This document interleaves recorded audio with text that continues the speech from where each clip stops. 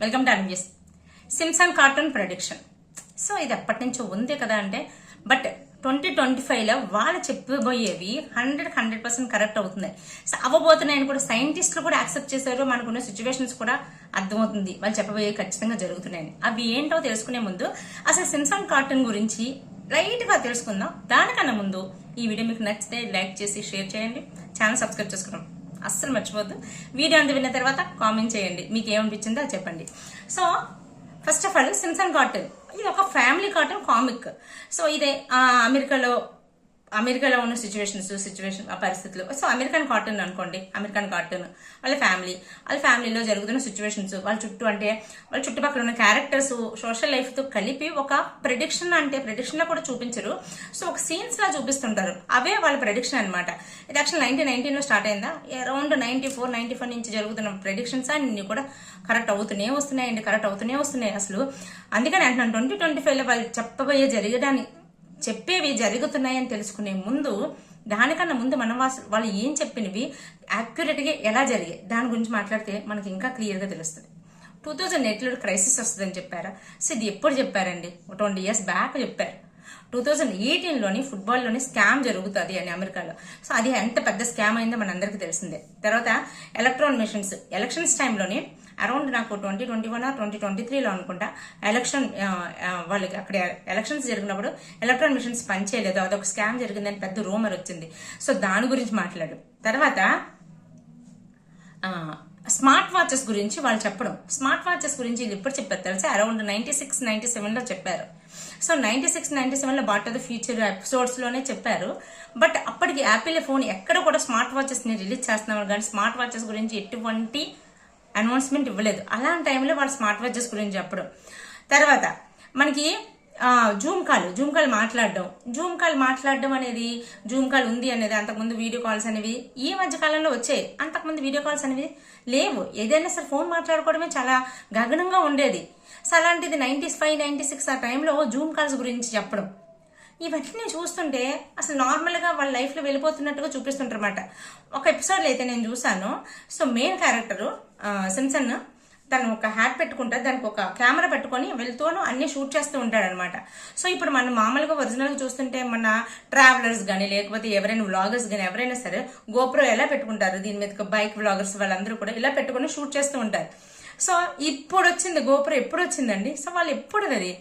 So ఇలా ఒకటి కాదు, 2000లోనే ప్రెడిక్ట్ చేశారు ట్రంప్ అమెరికాకే ప్రెసిడెంట్ కాబోతున్నారని. ట్రంప్ పేరు చెప్పడం, ట్రంప్ ఎస్కలేటర్ మించి కిందకి రావడం, సేమ్ సీన్ మళ్ళీ రియల్ లైఫ్ లో కూడా జరగడం, ఇవన్నీ చూసాక కొంతమంది ఏమంటున్నారంటే సింప్సన్ కార్టూన్ అనేది కోఇన్సిడెన్స్. కొన్ని సిచ్యువేషన్స్ కోఇన్సిడెంట్ గా జరుగుతున్నాయి. వాళ్ళు ప్రెడిక్ట్ చేసినవి చాలా వరకు కూడా జరగలేనివి కూడా ఉన్నాయి, అవి బయటకు చెప్పట్లేదు. సో జరిగినవి చెప్తున్నారు, అవి చాలా వరకు కోఇన్సిడెన్స్ అని చెప్తుంటే కొంతమంది లేదు ఇదంతా ప్లాన్ ప్రకారం చేస్తున్నారు, ప్లాన్ ప్రకారం ఇంప్లిమెంట్ చేస్తున్నారు అని కొంతమంది అంటున్నారు. బట్ చాలా మంది అనేది ఏంటంటే లేదు, వీళ్ళ టీంలో ఎవరికొకరికి ఫ్యూచర్ ని చూసే తెలుసుకునే ఒక యూనిక్ క్వాలిటీ ఉంది. సో ఆ క్వాలిటీ వల్లే వాళ్ళ ఫ్యూచర్ లో ఏం జరగబోతుంది, టైము ప్లేస్ అన్నిటితో సహా చెప్పగలుగుతున్నారు. ఇంత క్లియర్ గా ఏ భవిష్య వాణి లేదు, ఇంత క్లియర్ గా చెప్పగలుగుతున్నారంటే మెయిన్ రీజన్ అదే అని అంటున్నారు. ఇప్పటికీ కూడా లోపల ఏం జరుగుతుంది, సింప్సన్ కార్టూన్ ఎలా క్రియేట్ చేస్తున్నారు అనేది ఇప్పటికీ కూడా ఎవరికి తెలియదంటే ఎంత ఆశ్చర్యకరమైన విషయమే చూడండి. సో ఇదే కాకుండా వర్చువల్ రియాలిటీ జరగబోతుందని, ఆ తర్వాత ఎగిరే కార్లు వస్తాయని. సో దీనికన్నా ముందు ఏంటంటే జరిగే వాళ్ళ ప్రెడిక్షన్స్. ఇప్పుడు నేను చెప్పిన ప్రెడిక్షన్స్, స్మార్ట్ వాచ్ ఒకటి చెప్పాను, 2008లో క్రైసిస్ చెప్పాను, 2018లోని స్కాండల్ చెప్పాను. ట్రంప్ గెలవడం అనేది అందరికి షాకింగ్ న్యూస్. ట్రంప్ ఎగ్జాక్ట్ గా అతని హెయిర్ స్టైల్ తో అతనిలాగా ఉండే కార్టూన్ రావడం, తర్వాత కమలా హ్యారిస్ లాగే ఒక పర్పుల్ కలర్ డ్రెస్ వేసుకొని ఒక బీడ్స్ పెట్టుకుని ఉన్న ఆమె వైస్ ప్రెసిడెంట్ అవ్వడం.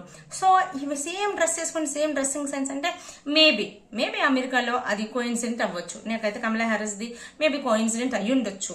సో అనుకున్నా.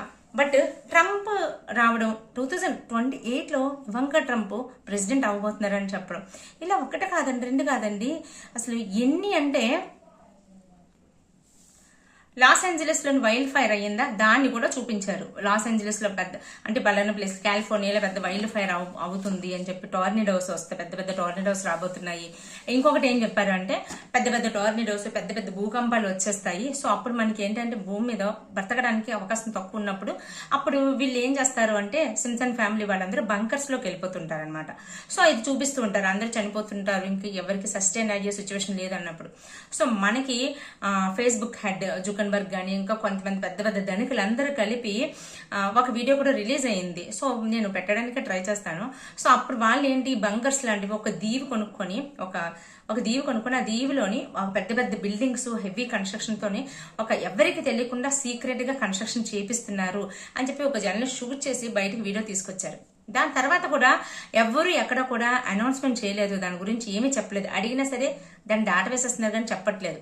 బట్ అందరి డౌట్ ఏంటంటే ఒకవేళ పెద్ద పెద్ద ప్రళయాలు వస్తే సో కొంతమంది వెళ్ళి అక్కడ దాక్కోవడానికి వాళ్ళు సేఫ్ గా ఉండడం కోసం ఇది కన్స్ట్రక్షన్ చేస్తున్నారు సో అని ఒక టాక్ కూడా ఉంది, ఒక రూమర్ కూడా ఉంది. సేమ్ అదే వీళ్ళు అక్కడ ప్రెడిక్ట్ చేసి బాట్ టు ఫ్యూచర్ అనే సీజన్స్ లోని ఆ ఎపిసోడ్స్ లో వీళ్ళు ప్రెడిక్ట్ చేయడం.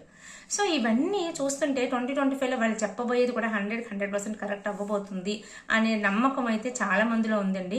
అందుకనే మళ్ళీ ఇప్పుడు అన్సెకండ్ మళ్ళీ సిమ్సన్ కార్టూన్ రేజ్ లోకి వచ్చిందంటే దానివల్లే వచ్చింది. సో 2025 లో వాళ్ళు ప్రెడిక్ట్ చేసింది ఏంటి అంటే ఒకటి 2025 లోని ఇది 1995 లోని ఒక ప్రెడిక్షన్. 1995 లో ఒక ఎపిసోడ్ లోని లీసా ఒక రోబోట్ ని తయారు చేస్తుంది. లీసా సిమ్స్ అనమాట రోబోట్ ని తయారు చేస్తుంది.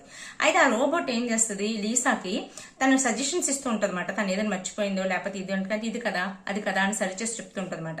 లీసా షాక్ అయిపోతుంది. సో ఇప్పుడు మనం చూస్తే ఇప్పుడు 2025 లో చూస్తే మనం వాడుతున్న చాట్ జీపీటీ లాస్ట్ ఇయర్ నుంచి ఉంది. చాట్ జీపీటీ కానీ ఏఐ కానీ మనకి డీప్ సిక్ కానీ జెమినీ కానీ ఇలాంటివి ఇవన్నీ రోబోటిక్స్ ఏ కూడా మనం ఏదైనా చెప్తుంటే మనకి మించిన ఆన్సర్స్ ఇస్తున్నాయి. సో మరి అదేంటి తర్వాత రోబోటిక్స్ అన్ని కూడా జాబ్స్ ని టేక్ ఓవర్ చేసేస్తాయని చెప్పి మనం ఇప్పుడే చూస్తే రీసెంట్ గానే చూస్తే అమెజాన్ కంపెనీ వాడు లాస్ట్ ఇయర్ 2024 నవంబర్ లోని 18,000 జాబ్స్ లే ఆఫ్ చేసేసాడ. 2021 రీసెంట్ గా ఈ 2 days నిన్న మొన్న వచ్చిన న్యూస్ చూసారా, అమెజాన్ వాడు 10,000 జాబ్స్ ని లే ఆఫ్ చేశాడు. అంటే ఈ 4-5 months లోనే 28,000 జాబ్స్ ని లే ఆఫ్ చేసేసాడు. ఎందుకంటే ఆర్టిఫిషియల్ ఇంటెలిజెన్స్ యూజ్ చేసుకొని మ్యాన్ పవర్ ని తగ్గించుకొని తను సో రోబోటిక్స్ మ్యాన్ పవర్ తగ్గించుకొని టెక్నాలజీతో ముందుకు వెళ్ళిపోవాలనుకున్నాడు కాబట్టి ఇంతమంది జాబ్స్ ని తీసేసాడు. సో ఇదంతా ఇక్కడ ఒకరి కంపెనీ కానీ రాను అదే జరగబోతుంది. సో ఇంతకీ 2025 ఇంకా ఏం ప్రెడిక్ట్ చేశారు వాళ్ళు, విర్చువల్ రియాలిటీ అండి. విర్చువల్ రియాలిటీ 100% కన్ఫర్మ్ అవ్వబోతుంది అని చెప్పి. సో ఈ విర్చువల్ రియాలిటీ అంటే ఏంటి, ఇంతకుముందు కూడా ఉంది విర్చువల్ రియాలిటీ మనకి. సో అది ఓన్లీ గేమ్స్ ఆడుకోవడానికి ఇలా ఉండేది కదా. బట్ ఇప్పుడు ఏంటంటే work place reality, social life virtual reality, ఒక పర్సన్ మన పక్కనే ఉన్నట్టు ఫీల్ రావడం. సో ఇలాంటి వాటి గురించి ఆల్రెడీ కూడా ఎలన్ మస్క్ వాళ్ళందరూ కూడా ఈ విర్చువల్ రియాలిటీ 100% యాక్యురేట్ గా మెయిన్ స్ట్రీమ్ లోకి రావడానికి ట్రై చేస్తున్నారు. సో అది 2025 వచ్చే అవకాశం ఉందని కూడా చెప్తున్నారు. సో అది తర్వాత రోబోటిక్స్ చెప్పాను కదా, మనకి సజెషన్స్ ఇస్తే జాబ్స్ ని టేక్ ఓవర్ చేసేస్తాయని. అది ఆల్రెడీ జరగబోతుంది అని కూడా మనందరికి అర్థమైపోయింది. తర్వాత నెక్స్ట్ 2025 లోనే చాలా పెద్ద సునామీలు రాబోతున్నాయి, చాలా పెద్ద సునామీ రాబోతుంది అని చెప్పేసి దీనికి కూడా ఇండికేషన్స్ మనకు ఆల్రెడీ స్టార్ట్ అయిపోయినాయి. పెద్ద పెద్ద సముద్రాల నుంచి కిందని డీప్ సీలో ఉన్న ఓవర్షిప్స్ లాంటివి, డూమ్ ఫిష్లు అలాంటివన్నీ కూడా బయటకు రావడం, ఎప్పుడు కనబడలేని చేపలు కనబడడం, ఇలాంటి చేపలు ఎప్పుడైనా కనిపిస్తే తర్వాత డాల్ఫిన్స్ అని గుంపులు రావడం, తాబేళ్లు గుంపులుగా రావడం, ఇవన్నీ వస్తే సునామీకో అతిపెద్ద ప్రమాదానికి ఇవన్నీ సంకేతాలని అక్కడ ఉన్న జనాలు నమ్మడం. సో ఈ మధ్యకాలంలో యునెస్కో సైంటిస్టులు కూడా దీన్ని అఫీషియల్ గా కన్ఫర్మ్ చేయడం. ఈ సిచ్యువేషన్స్ అన్ని అంటే సముద్రం లోపల వేడో లోపల ఒక మూమెంట్ లావా ఏమైనా అగ్నిపర్వతాలు ఏమన్నా ఒక మూమెంట్ జరిగినప్పుడు అది లావా ఏమాత్రం చెప్పండి ఇలా జరికిస్తే చాలు పెద్ద సునామీ వచ్చేస్తుంది. సో వచ్చే ఛాన్సెస్ ఉన్నాయని చెప్పి యునెస్కో వాళ్ళు ఈ మధ్య కాలంలో రీసెంట్ గా చెప్పడం. దీని తర్వాత 3rd World War వస్తుందని చెప్పి, 3వ ప్రపంచ యుద్ధం రాబోతుందని. సో దీనికి కూడా సిమ్టమ్స్ అలానే ఉన్నాయి కదా. ఇవన్నీ వీళ్ళు ఇప్పుడు చెప్పినవి కాదు, ఎప్పుడో ఒక 20 years బ్యాక్ 15 years బ్యాక్ చెప్పినవి ఇవన్నీ. 3rd World War చూస్తుంటే మనం ఒకసారి చూడండి, ఇప్పుడు ఇజ్రాయెల్ గాజా మధ్య ఏం జరుగుతుంది. పెద్ద యుద్ధం జరుగుతుంది. సో ఆల్రెడీ ఈ రోజు అనుకుంటా, ఈ రోజు వరకు చూస్తే అరౌండ్ 380 మెంబర్స్ 400 మెంబర్స్ని వాళ్ళు చంపేశారు సీజ్ ఫైర్ అయిపోయిన తర్వాత. సో వాళ్ళ తాలూకు మనుషులు వాళ్ళకి అప్పచెప్పే వరకు ఇంకా చంపుతూనే ఉంటామని చెప్తున్నారు. అది పక్కన పెడితే అక్కడ ఉక్రెయిన్ రష్యా చూడండి.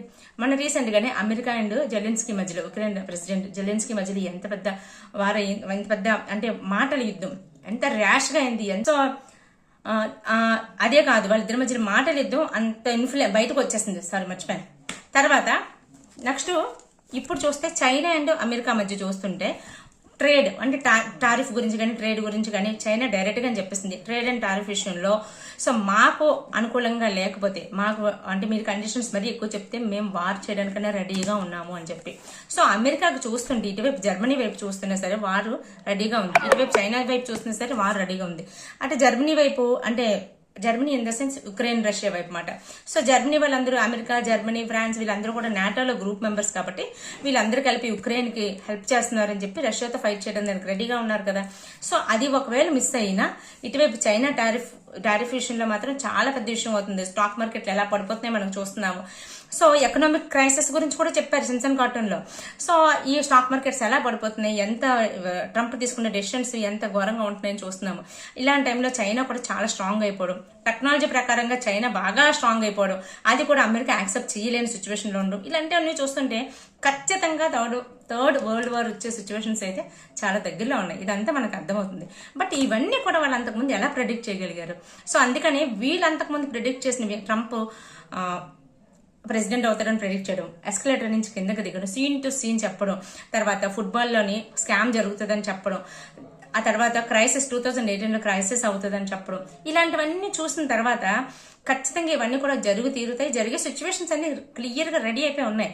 2028లోని ఇవాంకా ట్రంప్ ప్రెసిడెంట్ అవుతారని చెప్తున్నారు వాళ్ళు చెప్పిన ప్రకారము. అలాగే డొనాల్డ్ ట్రంప్ మీద హత్యాయత్నం జరగబోతుంది అనేది కూడా వాళ్ళ ప్రెడిక్షన్ లో ఉంది. సో ఇది వాళ్ళ ప్రెడిక్షన్స్ అండి. మరి 2025 ఏం జరగబోతుంది? ఖచ్చితంగా వాళ్ళు చెప్పేది జరిగే సిచ్యువేషన్స్ చాలానే ఉన్నాయి. జరుగుతుందని అనుకుంటున్నారా? మీరేమనుకుంటున్నారు? కామెంట్ చేసి చెప్పండి. అసలు ఈ సిమ్సన్ కార్టూన్ అనేది ఎంతవరకు కరెక్ట్? ఎవరైనా సమ్ ప్లాన్ చేస్తున్నారా, లేదు అంటే ఎవరికో వాళ్ళ మధ్యలో ఒక అతీతమైన శక్తులు ఉన్నాయంటారా? మీకు ఏమనిపిస్తుందో కామెంట్ చేసి చెప్పండి. వీడియో నచ్చిందా? నచ్చితే లైక్ చేసి షేర్ చేయండి. Take care, bye.